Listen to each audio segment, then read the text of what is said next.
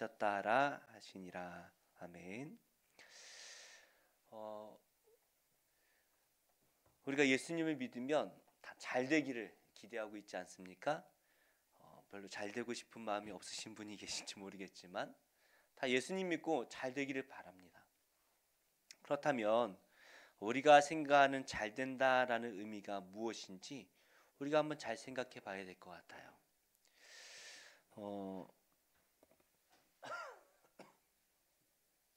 우리 마음에 무엇이 자리 잡고 있는가, 그것이 참 중요한 문제이죠.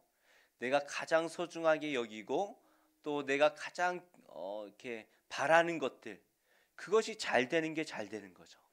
그게 안 되면 안 되는 거예요. 내가 좀 안 되더라도, 나는 좀 고생하더라도 내 자식은 좀 잘 살기를 바라는 게 부모의 마음 아니겠습니까? 그럼 잘 되는 거예요. 내가 고생해도 내 자식이 잘 살면 잘 된 거예요. 별로 동의를 안 하시는 분들이 계신지 모르겠지만 잘 되는 거죠. 마찬가지로 내 안에 하나님의 영광을 위해서 내가 살아간다면, 내가 좀 고생을 해도 하나님께서 영광 받으시면 잘 되는 거예요. 그래서 우리는 내 안에 무엇이 내 삶의 주인인가를 잘 생각해 봐야 합니다. 어제 전도를 하다 보니까 어떤 분이 뭐 하나님을 믿어, 내가 하나님인데 그런 말씀을 하시더라고요. 참 무서운 말이죠. 네. 아마도 이제 뭐 불교에서 말하는 뭐 해탈, 또 뭐라고 하죠? 뭐 열반, 뭐 그런 거, 자기가 이제 부처가 되는 뭐 그런 경지를 말하는 거겠지만, 그러나 우리는, 인간은 어느 누구도 하나님이 될 수가 없죠. 우린 피조물이라는 것을 잊지 않아야 됩니다. 내가 자녀이면서 부모가 되려는 어리석은 생각, 너무나 어리석은 일 아닙니까? 우리가 내 중심에 내가 하나님이 아니라 우리를 창조하신 여호와께서 나의 하나님이 되어 주실 때, 우리의 삶의 목표는 오직 여호와께서 잘 되시는 것, 하나님이 영광 받으시는 것이 우리 삶의 목표가 되어야 되는 것이죠. 그래서 내가 고생하더라도 하나님이 영광 받으시면 잘 되는 거예요. 그게 우리 믿음의 사람의 삶이 되어야 되는 것입니다. 사실 우리가 이 세상에 살아가면서 얼마나 힘든 일들이 많습니까? 그래서 내가 예수님을 믿으면, 예수님은 딱 만나는 즉시 예수님께서 그래 이리 와라 하고 우리를 천국으로 그냥 데려가시면 얼마나 좋겠어요. 또 어제 전도하다 보니까 또 할아버지 한 분은 이 세상에 할 일이 얼마나 많은데 내가 오늘 천국을 가? 그런 말씀을 하시더라고요. 뭐 세상에 그렇게 할 일이 많고 그렇게 뭐 중요한 게 많길래 천국보다 더 좋은 일들이 있는지 안 가고 싶대요. 오늘은 오늘은 아니래요. 그러나 우린 다 가야 되잖아요. 언젠간 다 주님 만나러 가야 되는데, 이왕이면 예수님 믿고 고백하는 그 순간 천국 가면 참 좋을 것 같아요. 저는 그래요. 세상의 모든 문제가 그냥 한 번에 다 해결되어지고 또 하나님 품에 우리가 품겨 있다면 얼마나 좋겠습니까?만은 그렇지 않죠. 여전히 우리는 세상에 남아 있어야 됩니다. 예수님께서 기도하기 위해서 제자들을 데리고 산으로 올라가셨습니다. 여러 번 올라가셨지만 하루는 올라가셨는데 예수님의 몸이 변화가 되었어요. 세상에 어떤 것으로도 그렇게 희게 만들 수 없을 정도로 빛이 났을 것 같아요. 근데 자세히 보니까 누가 있어요? 모세도 있고 엘리야도 있습니다. 예수님께서 이 두 명의 선지자들과 이제 대화를 하고 계십니다. 제자들이 막 잠결에 비몽사몽 이렇게 보니까 이곳이 천국이 아니고 뭐예요? 그죠? 천국 같아요. 하나님의 영광으로 가득합니다.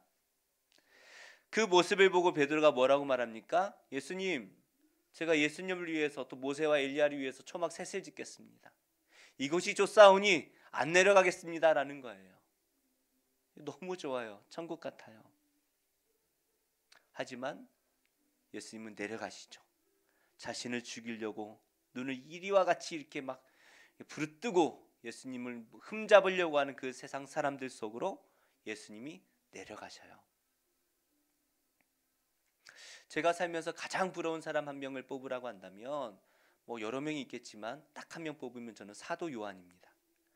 예수님의 무릎에 무릎 베개를 하고, 무릎 베개 하면 예수님의 손이 뭐 가만히 있겠습니까? 사랑하는 제자, 나이는 별로 차이가 안 날 것 같은데 좀 징그럽긴 하겠지만 사도 요한의 머리를 이렇게 쓰다듬으시면서, 그죠? 이렇게 그 따뜻한 손길 얼마나 부러워요. 저는 사도 요한이 제일 부러워요.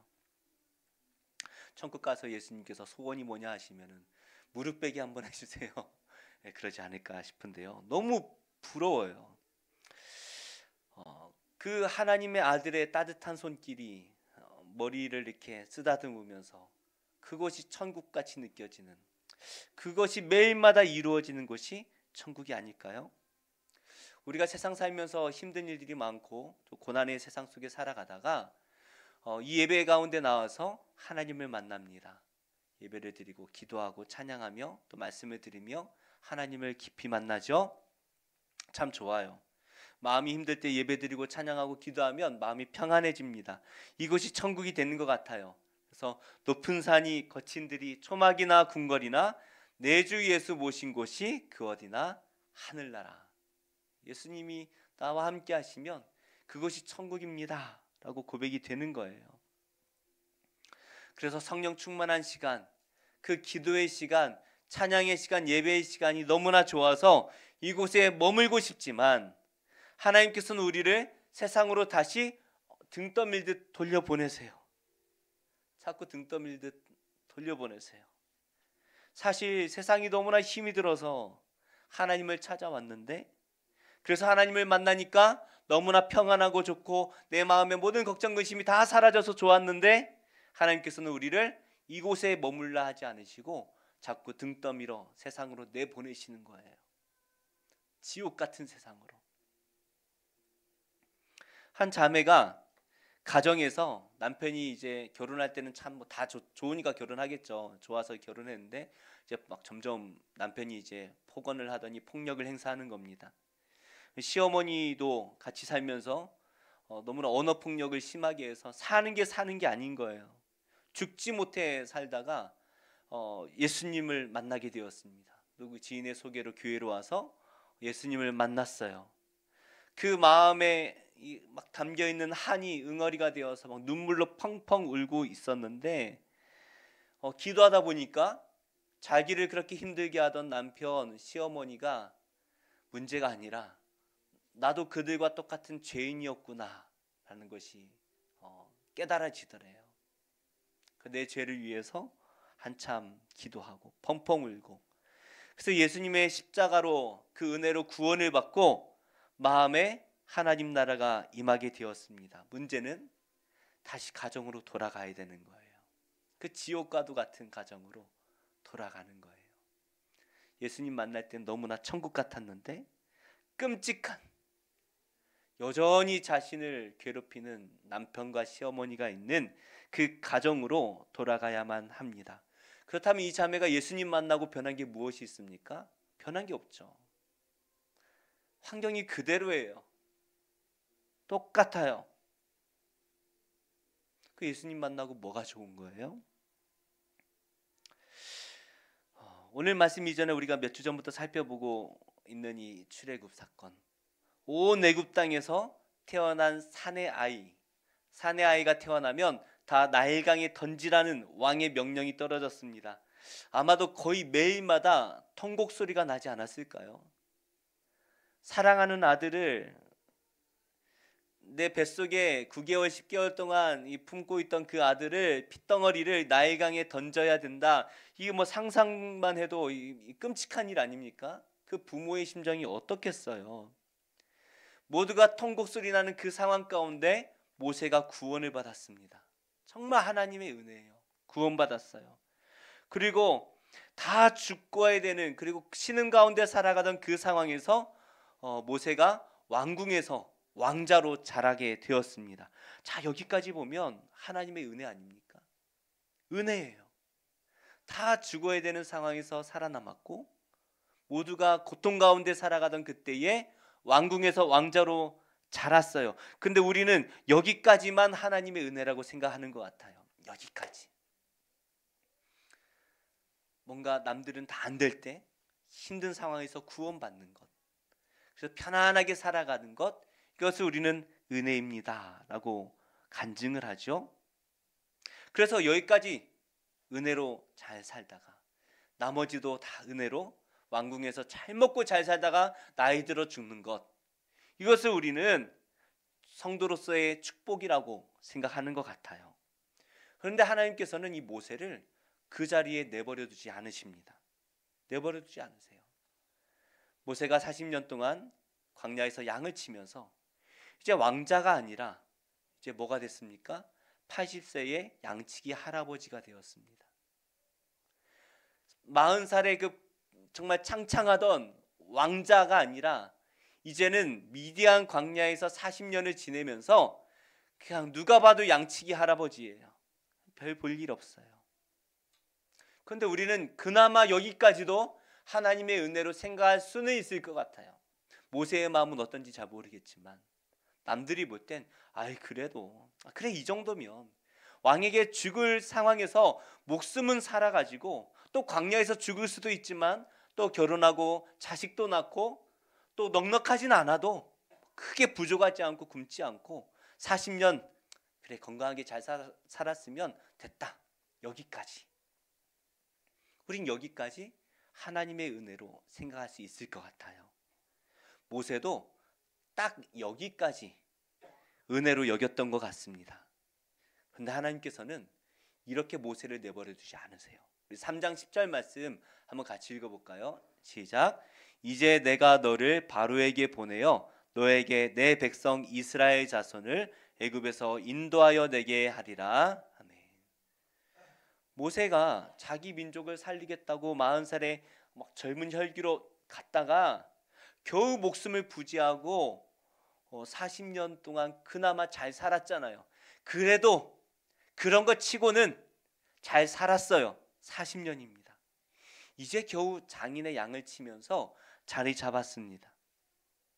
남들은 이제 다 은퇴할 때가 되었으니까 이제 40년 동안 양 잘 쳤으니까 나는 은퇴하고 내 자식이 이제 이 양을 물려받아 가지고 잘 키우고 이제 나는 평안하게 눈을 감는 것, 이것이 모세가 바라는 소원이 아닐까요?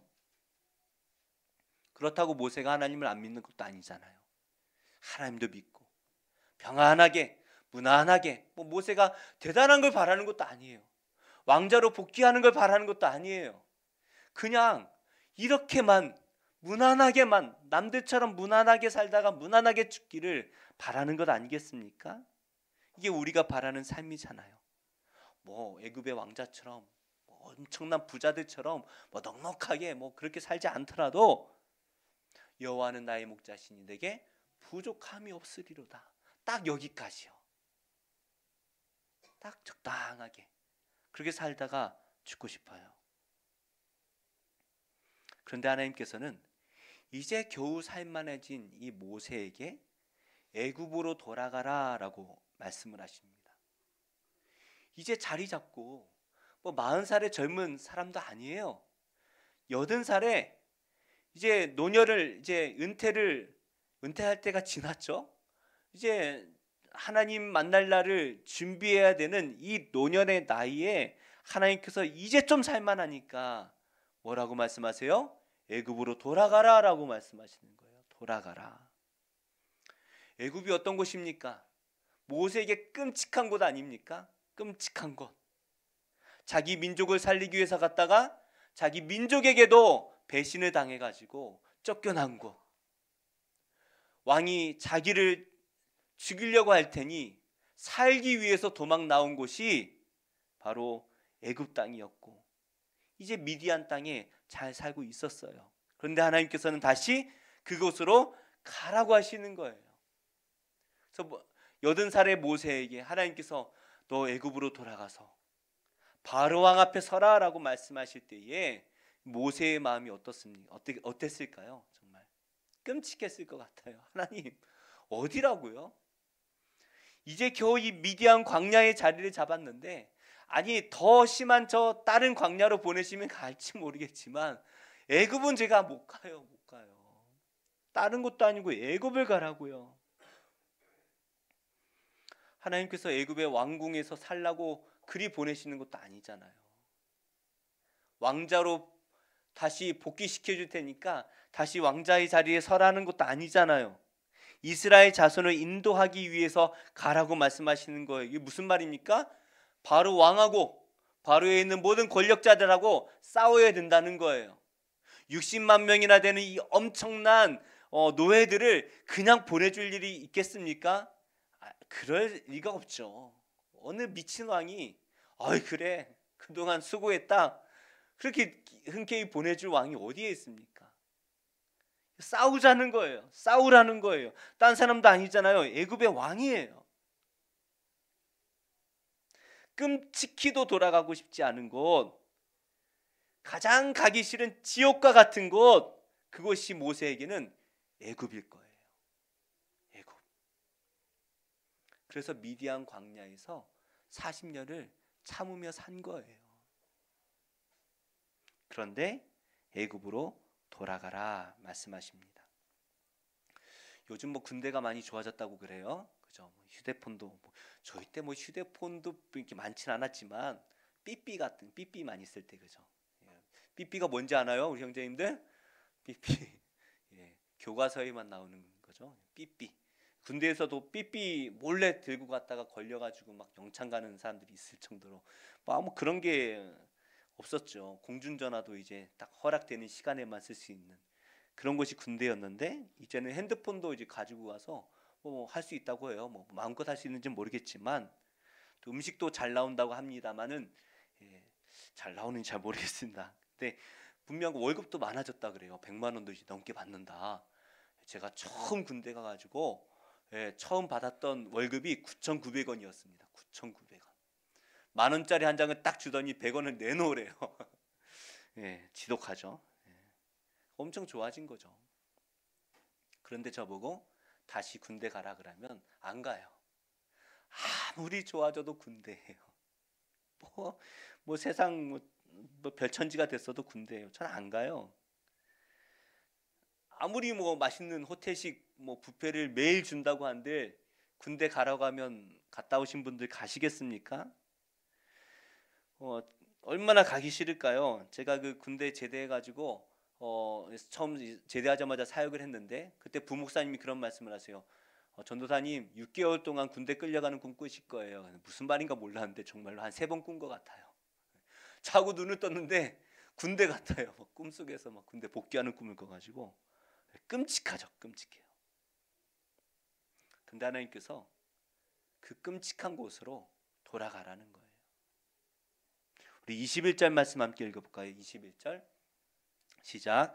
여호와께서 모세에게 이르시되 내가 애굽으로 돌아가거든 내가 내 손에 준 이적을 바로 앞에서 다 행하라. 그러나 내가 그의 마음을 완악하게 한즉 그가 백성을 보내주지 아니하리니. 모세가 하나님께서 모세에게 다시 애굽으로 돌아가라고 명령하신 이유가 있다는 거예요. 뭐예요? 첫 번째로 그곳에 이스라엘 백성들, 하나님께서 구원해야 될 백성들이 남아 있다는 거예요. 이스라엘 자손은 누굽니까? 하나님의 자녀잖아요. 물론 온 세상에 살아가는 우리 모두가 다 하나님의 자녀입니다. 그래서 하나님께서는 이스라엘을 무슨 자녀라고 말해요? 장자라고 말씀하시는 거예요. 장자. 가장 먼저 택한 아들이다. 문제는 그 장자가 지지리도 말을 안 들어가지고 예수님께서 온 인류를 구원하시고 이제는 장자가 나중이 되고 우리가 이제 예수님을 믿어 먼저 구원받지 않습니까? 하나님께서 이 귀한 이스라엘 백성들을 구원하시기 위해 모세를 보내시는 거예요. 그런데 모세 입장에서 생각해 보면 얼마나 끔찍한 일입니까? 자기가 아니어도 되잖아요. 아론도 형 아론도 있잖아요. 그런데 하나님께서 이 모세를 그냥 막문의 그냥 아무 준비 없이 보내시는 게 아니에요. 보내시는 이유가 있는 거예요. 뭐예요? 갈만하니까 보내시는 거예요. 우리 19절 20절 함께 읽어보겠습니다. 19절 20절 시작.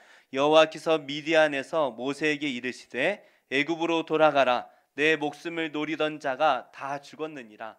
모세가 그의 아내와 아들들을 나귀에 태우고 애굽으로 돌아가는데 모세가 하나님의 지팡이를 손에 잡았더라. 하나님께서는 이 모세를 다시 애굽으로 보내시기 전에 먼저 모세의 목숨을 노리던 자들을 다 제거하셨어요. 모세가 두려워할 이유가 없다는 거예요. 모세가 애굽의 상황을 뭐 들었겠습니까? 뭐 아는 게 별로 없을 것 같아요. 물론 가끔 뭐 왔다 갔다 하면서 형이 살고 있다더라 뭐 소식은 들었는지 모르겠습니다.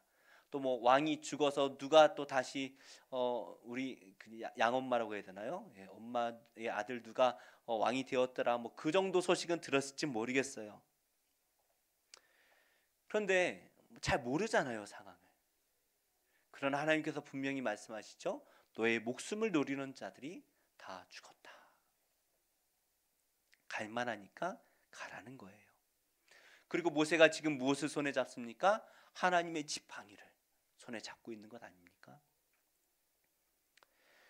모세는 가서 그냥 말만 하면 돼요. 하나님이 시키는 대로 하면 돼요. 누가 일을 하세요? 하나님이 하시겠다라는 거예요. 네 손에 있는 그 지팡이, 그 말라 비틀어진 지팡이지만 내가 함께 하겠다. 보내시는 자가 책임지겠다라는 거예요. 이것이 하나님과 동행하는 삶이에요. 하나님이 말씀하시고 그냥 아무 생각 없이 순종하는 거예요. 순종하면 하나님이 일하시는 거예요. 이게 동행하는 삶 아니겠습니까? 그래서 하나님께서는 그 끔찍한 애굽으로 가라. 내가 책임지겠다. 내가 책임지겠다. 앞에서 언급했던 그 자매가 예수님을 믿고 구원받고 마음에 큰 짐을 벗어 던졌습니다. 그런데 문제는 다시 지옥과 같은 집으로 돌아가야 한다는 거죠. 남편이 뭐 변했겠습니까? 시어머니가 변했겠습니까? 남편은 여전히 폭력을 행하고 시어머니도 언어 폭력을 늘상 이제 예수님까지 믿으니까 아이고 그냥 또 하나 더 생긴 거예요. 그렇죠? 바뀐 게 전혀 없어요. 근데 바뀐 게 딱 하나 있습니다. 뭐가 바뀌었냐? 내 안에 천국이 임했다라는 거예요. 예수님이 나와 함께 하시는 거예요. 그래서 그들이 여전히 폭력을 행하지만 마음이 평안해요. 오히려 자기에게 폭력을 행하고 있는 남편과 시어머니가 불쌍하게 보이는 거예요. 기도가 나오는 거예요. 예전에는 이 가정만 벗어나는 것이 나에겐 천국처럼 느껴졌어요. 내 유일한 소원, 이 가정을 벗어나는 것. 근데 자식 때문에 이혼도 할 수 없고 그냥 이렇게 살아가는 게 그냥 어떻게든 좀 벗어나고 싶은 게 소원이었는데 이제는 뭐가 됩니까? 이 가정이 남편과 시어머니가 예수님을 믿고 구원받기를 위해서 기도하는 거예요. 눈물을 흘리며 기도할 때 결국에 시간이 걸렸지만 자녀들과 남편과 시어머니가 구원을 받고 나중에 시어머니가 돌아가시기 전에 손을 꼭 잡고 며느라 내가 미안하다. 내가 잘못했다. 너 때문에 내가 예수 믿어서 천국 가는구나. 그 마음의 응어리가 다 사라지는 거예요.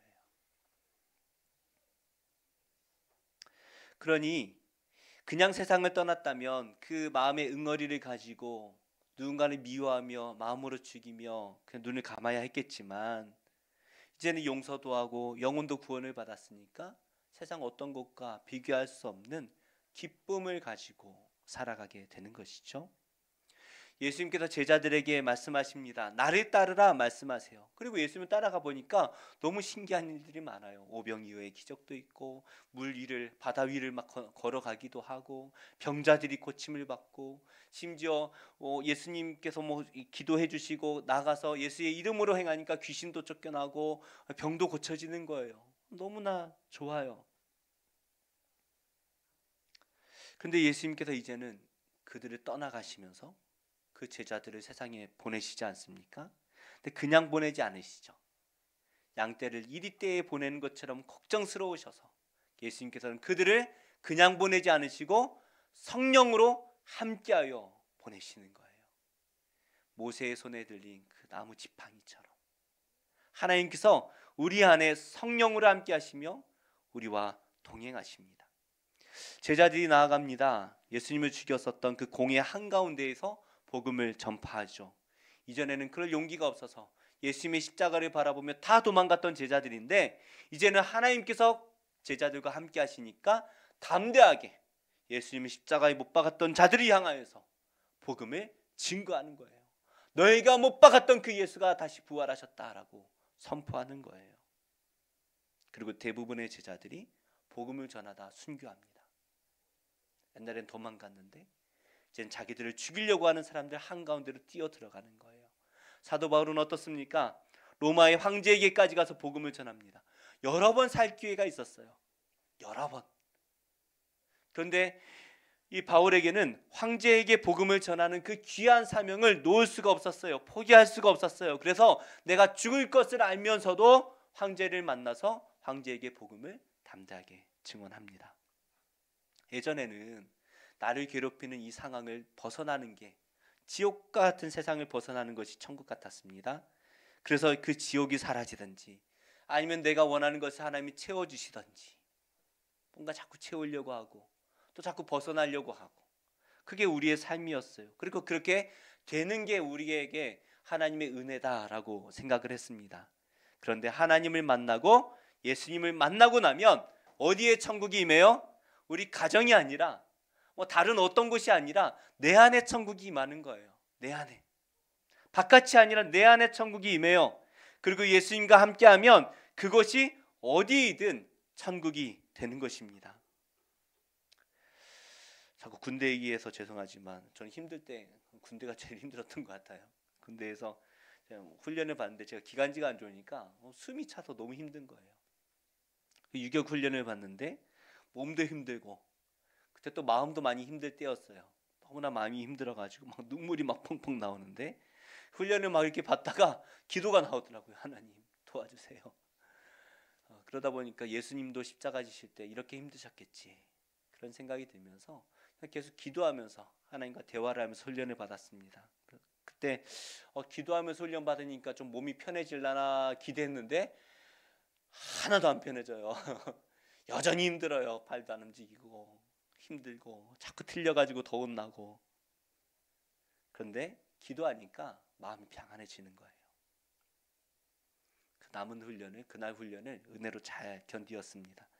우리는 내 환경이 바뀌는 것을 천국이라고 생각합니다. 하지만 정말 천국은 우리 주변의 환경이 바뀌는 게 아니라 내 안에 내 마음이 바뀌는 거예요. 내가 바뀌면 내가 있는 그곳이 어디를 가든 다 하나님 나라가 되는 것입니다. 그래서 내 영혼이 은총 입어 중한 죄짐 벗고 보니 슬픔 많은 이 세상도 천국으로 화하도다.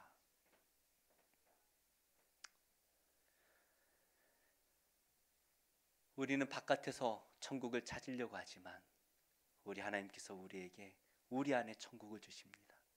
자꾸 우리는 바깥의 세상의 것들을 구하지만 하나님께서 우리 안에 천국을 주세요. 그리고 우리에게 자꾸 세상으로 보내시죠.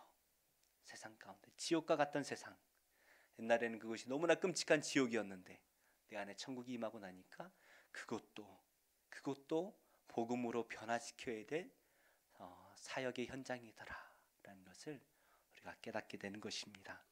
사랑하는 우리 성도님들, 우리 안에 천국이 임하기를 예수님의 이름으로 축복합니다.